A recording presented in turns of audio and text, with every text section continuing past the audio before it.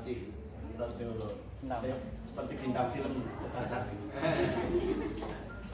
Ya, yaitu nama saya diberi oleh orang tua saya, itu tidak pernah saya tolak. Nasib bayi bagaimana? Ya, alamat Miliran, Bukan 2, 28. Ada yang dari Yogyakarta? Mana Bu? Boten wonten. Hah? Pleret. Oh, Pleret. Pleret Pak. Pleret Bandung. Itu Pak Iwan tadi ya, dekat Pak Iwan ya. Itu juga Pleret. Bukan. Ada yang dari Semarang, Jawa Tengah, Solo, Gadan. Nah, suami ada juga dari sana. Jawa Timur. Oke. Office tim Tadarus Amin juga. Nah, Bapak Ibu saya kenalkan apa itu tim Tadarus Amin. Sudah kenal tadi oleh Pak Iwan? Tim Tadarus Angkatan Muda Masjid dan Musola. Jangan tergambar Angkatan Muda Muhammadiyah. Tim Tadarus Amin itu tim itu bergerak, bukan organisasi tetapi gerakan. Padahal itu juga termasuk tim. Gerakan pemberantasan buta huruf Al-Quran. Angkatan Muda Masjid dan Musola.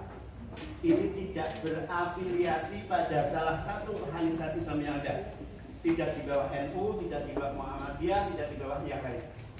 Memang secara personaliannya terdiri dari berbagai unsur organisasi. Ada yang dari NU, ada yang dari Muhammadiyah, ada yang dari Persis, ada yang dari HMI, ada yang dari PII. Itu tergabung dalam tim Tadarus Amin. Di bawah asuhan Bapak Kiai Haji Asma'ad Umar yang menyusun buku Iqra. Ya. Saya juga ini kemudian. Nah, ini nomor kontaknya panjenengan bisa kalau tanya-tanya. Ibu-ibu jangan tanya istrinya berapa ya. Saya satu saja nggak habis ya. Ya. Maka bagi mbak-mbak yang masih thinking tidak ada pintu terbuka untukmu. Baik. Pendidikan saya dari SD PKN tetap PKN bidang apa negeri ya kemudian beragama UAD Universitas UMJ Muhammadiyah secara umum. Nah, moto hidup untuk ibadah dan bermanfaat. Apa yang memotivasi saya menjadi moto hidup? Wa ma khalaqtul jinna wal insa illa liya'budun. Surat berapa Bu? Surat apa Bu? Ayat berapa? Al-Zariyat ayat 56. Yuk dibaca. Wa ma khalaqtul jinna wal insa illa liya'budun. Artinya aku tidaklah menciptakan jin dan manusia untuk hidup kita itu untuk tidak ada lain. Yang tidak untuk ibadah silahkan out dari dunia. Kita sudah dinaskan oleh Allah, dicap oleh Allah sebagai hamba Allah untuk beribadah. Segala aspek kegiatan kita, aktivitas kita adalah untuk ibadah dan bermanfaat. Rasulullah bersabda, khairun nas anfa'uhum linnas. Sebaik-baik kamu adalah orang yang paling bermanfaat untuk orang lain. Panjenengan termasuk orang yang bermanfaat. Tapi kata Rasulullah, khairun nas, itulah orang yang terbaik. Adalah yang paling bermanfaat untuk anfa'uhum. Ya. Baik. Nah, kita akan coba membuka Iqra. Prinsip Iqra panjenengan sudah kagungan ya, Iqra di situ ya. Sedangkan buku Iqra terdiri 6 jilid untuk pembelajaran pada santri-santri kita. Jilid 1 warnanya merah, jilid 2 hijau, jilid 3 biru, jilid 4 kuning, jilid 5 ungu, jilid 6 coklat. Nah, Ini yang satu ini, merah ini, bawah, itu adalah rangkuman dari 6 jilid ini. Ini untuk privat yang 6, dan ini adalah untuk klasikal. Ya, perlihatkan Bapak Ibu. Ya.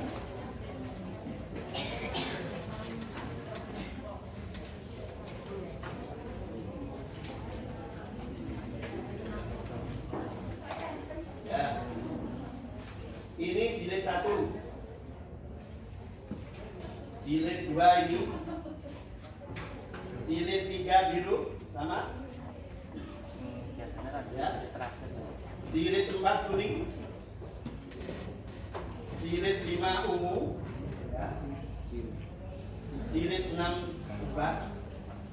Ini yang namanya Iqra klasik.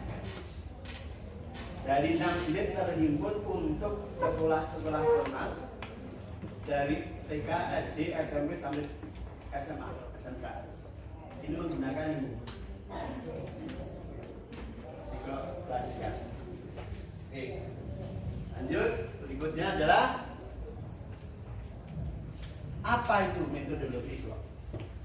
Metodologi Iqra itu apa, Pak? Adalah cara belajar membaca Al-Quran. Belajar membaca. Yang menekankan pada bacaan langsung, tidak mengeja huruf demi huruf, harokat demi harokat, tetapi melalui tahapan-tahapan dari bacaan yang mudah meningkat pada bacaan yang sempurna, dari potongan-potongan, sehingga tidak terasa tahu-tahu sudah bisa membaca. Ini, ya. Saya kenalkan 10 sifat buku Iqra. Di situ ada dalam prinsip-prinsip itu, diantaranya yang pertama adalah bacaan langsung.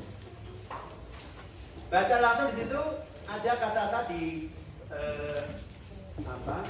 prinsip-prinsip itu di situ berbunyi at-tawassu' lil maqasid la fil alat. Yang dipelajari adalah lil maqasid, adalah tujuan. La fil alat, bukan pada alat. Santri bisa membaca langsung. Ya. Panjenengan mengenalkan apa, bukan alatnya itu alif, fathah, ba. Itu alat, bukan di sana. Tapi langsung ba. Memang alatnya ada alif, ada fathah, ada ba, ada fathah, itu alatnya. Tapi kita lihat maqasid, tujuannya adalah Iqra, membaca. Yang kedua, CBSA, cara belajar santri aktif. Yang dominan aktifnya adalah santri. Yang ketiga, privat atau klasikal. Bisa privat, bisa klasikal. Tadi sudah saya sampaikan, tadi 6 buku dirangkum menjadi 1 buku tadi. Yang keempat, asistensi. Artinya Ustadz kalau kekurangan, Ustadz bisa menjadikan santri menjadi asisten. Yang jilidnya lebih tinggi bisa mengajar teman-temannya yang jilidnya lebih rendah. Yang kelima, modul. Modul itu prestasi santri tergantung kemampuan santri. Yang cerdas dan aktif akan lebih mudah, lebih cepat selesainya ngambil jilid Iqra daripada mereka yang kurang cerdas dan apalagi malas. Yang keenam, praktis sesuai dengan kaidah tajwidnya. Di dalamnya sudah bacaan-bacaan dari potongan-potongan ayat karena mengantarkan santri untuk bisa membaca Al-Quran. Yang ketujuh, sistematis. Di mana sistematis ini adalah tidak terjadi kesimpang siuran dalam menyusun buku Iqra dari jilid 1 sampai jilid 6. Yang ke-8, variatif, bervariasi di dalam pengajarannya, di dalam bacaan-bacaannya maupun penampilan dari buku Iqra. Yang ke-9, komunikatif, komunikatif antara ustadz dengan santrinya dan juga komunikatif antara buku Iqra dengan santrinya yang belajar baca Al-Quran. Yang 10 fleksibel, dipakai oleh siapa saja, kapan saja, di mana saja, menggunakan huruf 10 sifat buku. Oke.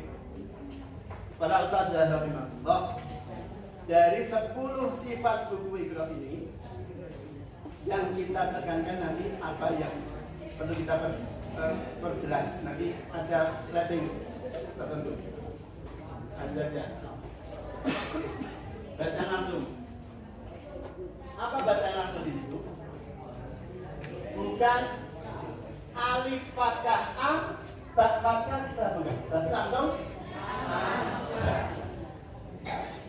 Panjenengan tidak perlu mengenalkan huruf dan harokatnya dulu. Belum waktunya mengenalkan huruf dan harokatnya di jilid 1. Nanti jilid 2 ada hurufnya. Siapa yang dulu belajar ini? Dari alif, ba, ta, jim, a. Oh, ternyata sebagian besar sama dengan saya ini. Yang mudah-mudah juga pakai alif, ba, ta loh. Abata, ya. Tolong coba, namanya apa ini alif, ba, ta itu?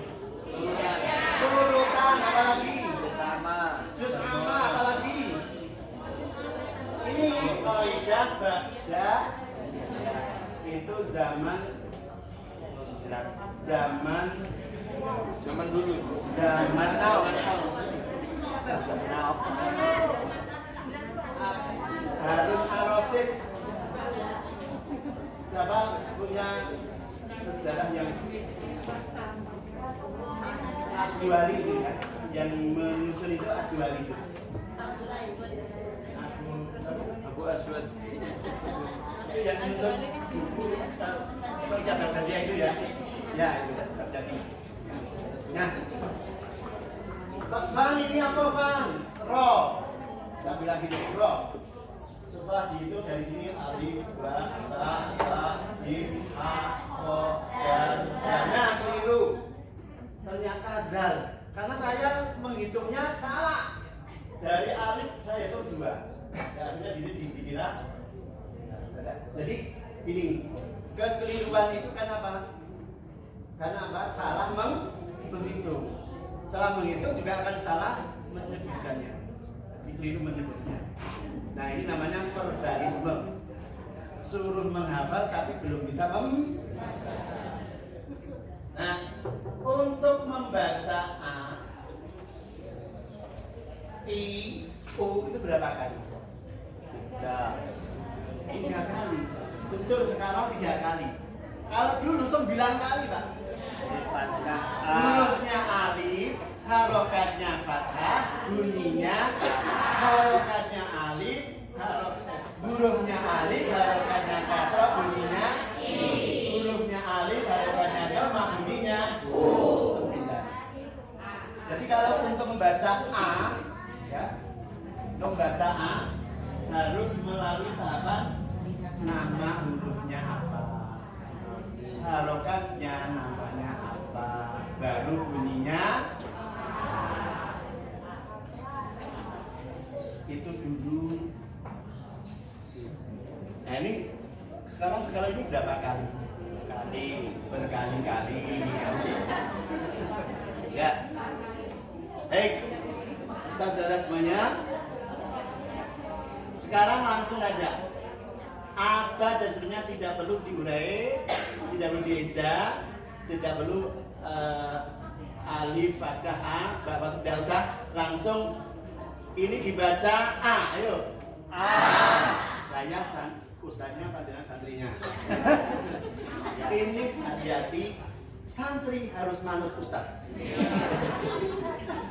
A, ayo. A. A. A. Ini apa? A. Betul. Ini belum.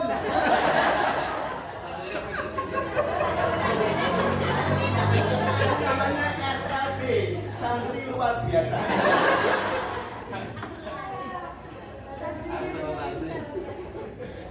Akselerasi.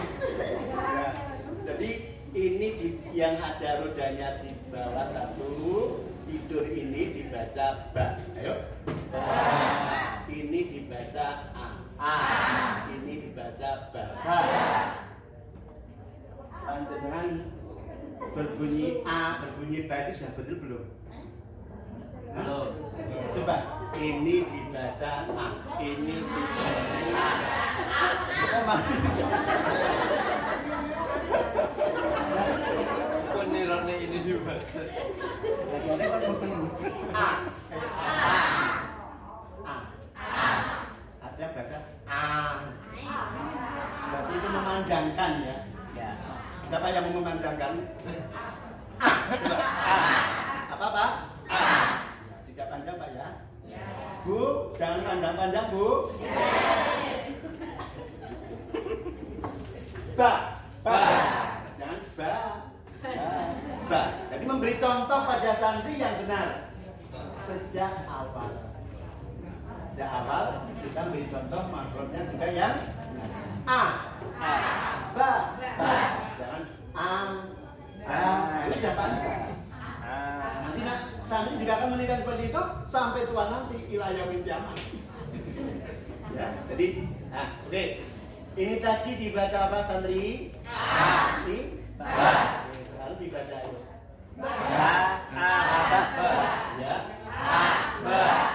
Oke. Yes. Oh. Iya. Terus. Betul. Iya. Oke. Pinter.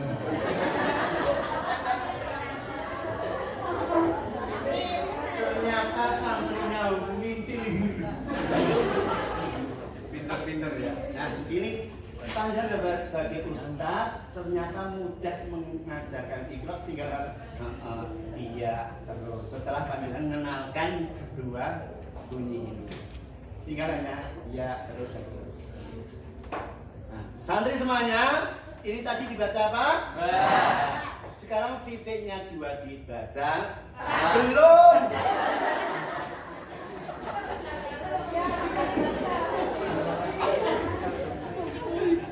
Pintar benar ini santrinya aja. Iya. Semangat Pak. Semangat. Iya, oke. Titik 2 di atas dibaca ta. Apa? Ta.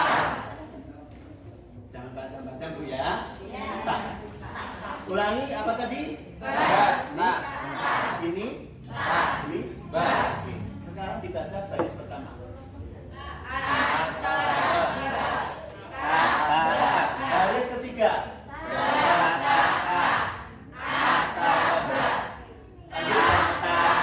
Ya. Bawa sendiri. Pertanyaannya, pentingnya ini. Kenapa Pak Evan nunjuknya kok diloncat-loncat? Sudah pintar. Sudah pinter, sudah lancir. Kalau sudah lancir seperti itu, tidak usah disuruh membaca utuh 1 halaman. Diloncat-loncat saja sehingga selesainya cepat. Ya, paham tuh? Paham tuh? Goblok tuh.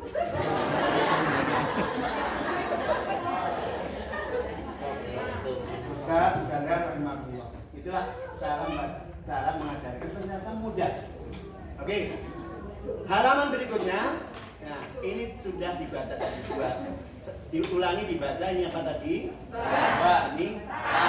Titik 3 di atas jangan mendahului lo ya. Titik 3 di atas dibaca sa. Pentingnya musyafahah, pentingnya melihat bibirnya santri ketika panjenengan melafazkan ta itu posisi lidah ini. Nah itu penting musyafahah, face to face, ta didekatkan, ta sehingga santri menirukan apa yang panjenengan lafaz.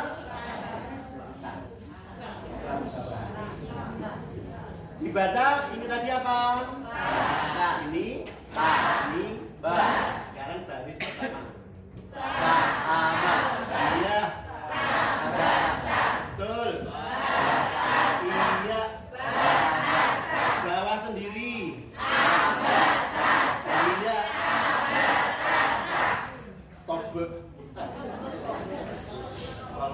Kol-kolah. Jadi itu cara mengajarkan. Baik.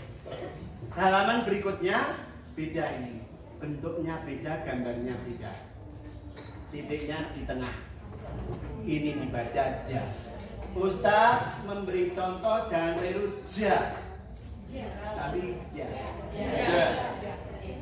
Jangan jaga jarak, jangan jauh-jauh. Jaga jarak, jangan jauh-jauh. Jangan jaga jarak, jangan jauh-jauh. Ya, itu ya. Ini contoh yang benar. Tapi kalau menyebut Pak Joko dan Pak Joko, tidak apa-apa. Tidak usah Pak Joko. Ya, oke. Baris pertama dibaca. Oke. Baris kedua. Iya. Baris keempat. Iya. Bawahnya. Bawah sendiri. Oke, pinter banget semuanya. Oke. Nah, sudah sampai halaman 8, panjenengan sudah menguasai 5 huruf. Cerdas luar biasa. Top iming tinggi. Santrinya dan cerdasnya luar biasa. Sudah baru berapa menit, berapa detik ya? Sudah A sampai J. Oke. Nah, yang kedua CBSA. Itu kan cara belajar santri aktif. Apa cara belajar santri aktif itu? Yang aktif santrinya, ustadznya mengarahkan, mengenalkan dan seterusnya. Nanti kita lihat ada catatan di kalangan CBSA. Jadi dalam CBSA peran ustadz amat sedikit dibandingkan keaktifan santri.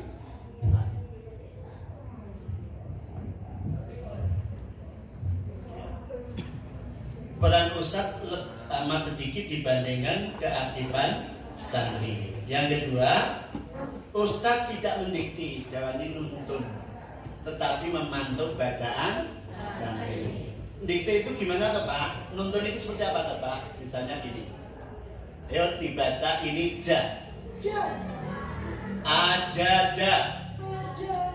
saaja, ataja, sabaja. Ini namanya nuntun. Jawabannya nuntun.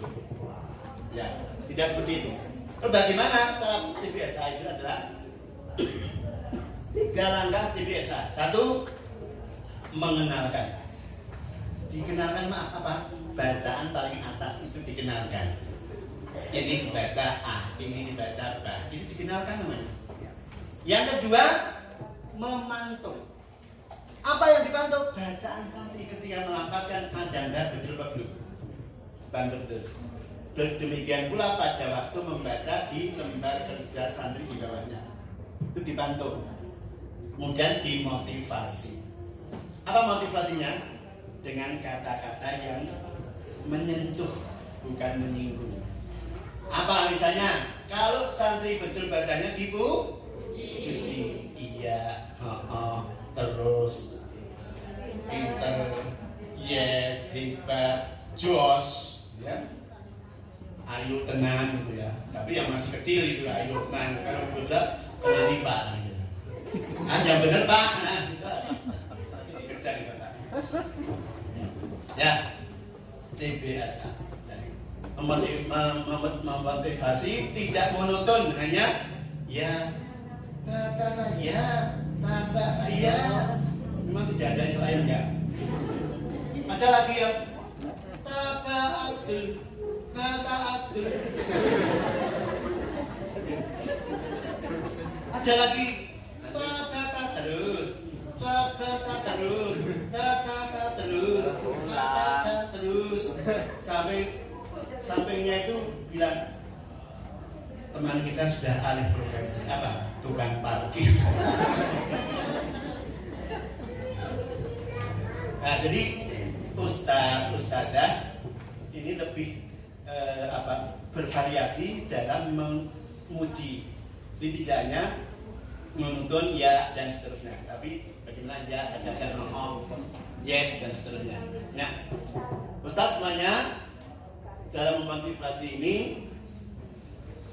nanti kemudian sebelum sifat berikutnya kita akan coba kalimat thayyibah. Ini kelebihan alif ini, dua ini. Ini dibaca apa? Ini ya.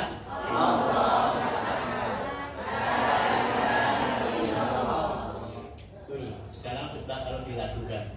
Ucapkan tasbih, ucapkan tasbih. Subhanallah. Oh, nak kleru toh. Subhanallah. Masa sunya salah, panjang. Yang betul? Subhanallah. Subhanallah. Itu dengan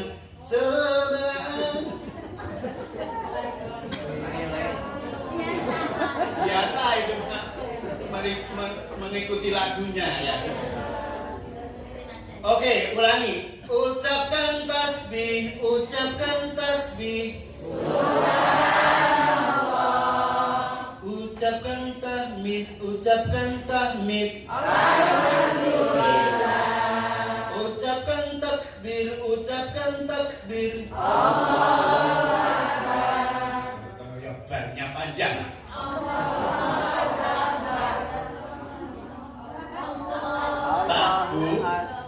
Akbar itu artinya maha besar.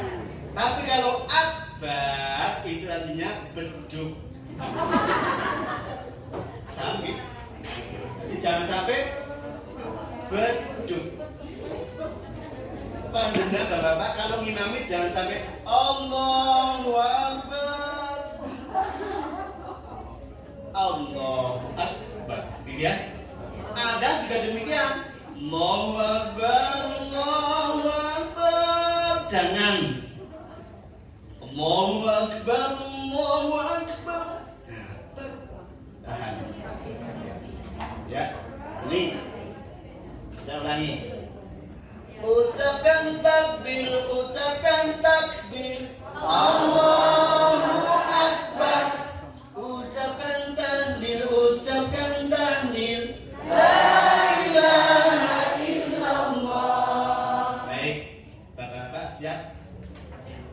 Ucapkan 1, 2, 3. Ucapkan tasbih, ucapkan tasbih. Subhanallah. Bapak-bapak, Ibu diam.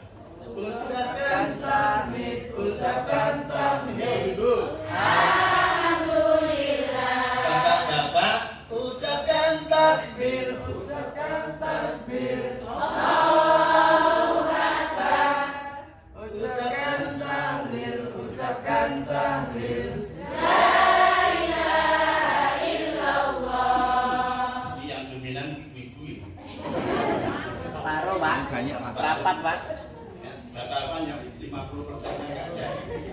Baik, ibu-ibu sekarang yang ucapkan, bapak yang kalimat thayyibahnya. 1, 2, 3. Ucapkan tasbih, ucapkan tasbih. Subhanallah. Ayo hati-hati Pak. Ucapkan tahmid. Alhamdulillah. Ya. Ucapkan takbir, ucapkan takbir. Allahu Akbar. Ya. Ucapkan tahlil, ucapkan tahlil.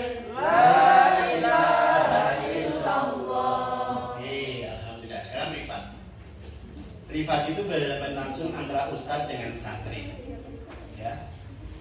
Berhadapan langsung secara akrab dan familiar. Familiar itu ya Enjoy, kenal. seperti saudara, seperti keluarga. Ya. Menekankan bukan sekedar muwajahah, tetapi musyafahah, face to face. Ya. Face to face itu apa Pak? Dari bibir ke bibir. Artinya ketika Ustadz melafadzkan itu santrinya memperhatikan pikirnya Ustadz, dan Ustadz juga memperhatikan ketika santri melafadzkan apa yang dilafadzkan oleh Ustadz. La, lo, kho, a, itu musafah. Oke? Memudahkan Ustadz mencermati kefasihan santri. Berikutnya santri merasa lebih dekat dan teduh bersama Ustadz karena langsung berhadapan dengan Ustadznya dan tidak membebani secara fisik, tapi justru akrab dengan Ustadznya. Santri juga merasa teduh. Nah, dalam memprivat, Bapak Ibu, satu Ustadz memprivat 6 santri seperti ini. Satu Ustadz memprivat 6 santri. Dalam privat ini bukan berdasarkan kesamaan jilid, tetapi kesebayaan usia. Apa? Bukan persamaan jilid. Sehingga dalam satu kelompok ini, halakoh ini bisa terjadi bermacam-macam jilidnya. Jilid 1 saya Pak, jilid 2 saya Pak, jilid 3 saya Pak, jilid 4 saya Pak. Jadi berbeda-beda. Dalam satu, nah, ini biasanya kalau santri yang pertama di privat santri yang pertama, yang kedua sampai yang keenam ini menunggu. Biasanya kalau anak-anak itu kalau menunggu apa? Ribut, gitu? Ya itu ibu yang juga mengalami. Kalau anak-anak sedang di privat, yang lain nunggu itu ribut. Ributnya gimana? Tewas. Ada yang saling lebih parah melempar jumroh.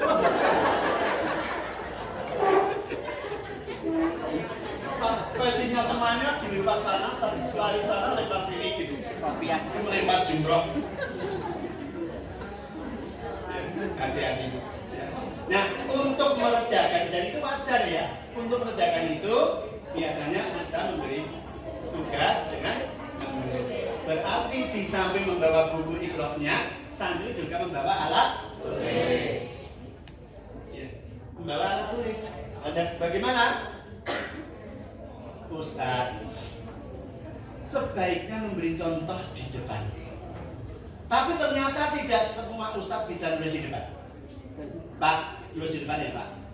Pak, saya tuh kalau disuruh nulis di depan Pak, itu yang saya tidak bisa. Bu, nulis di depan ya Pak? Ya Bu? Waduh, saya waktu itu nulis di depan saya belas tidak bisa. Mas, yang muda ini, silahkan nulis di depan ya Pak. Kalau saya disuruh nulis di depan itu, mbok diopahi 200.000, saya pilih opahnya saja. Tidak banyak, yang bisa nulis di depannya. Akhirnya karena tidak bisa nulis di depan, ustaznya bisa menyuruh santrinya. Siapa jilid 1? Saya Pak. Jilid 2 saya Pak. Jilid 3 saya Pak. Jilid 4 saya Pak. Dibuka halaman 8. Misalnya itu. Nah,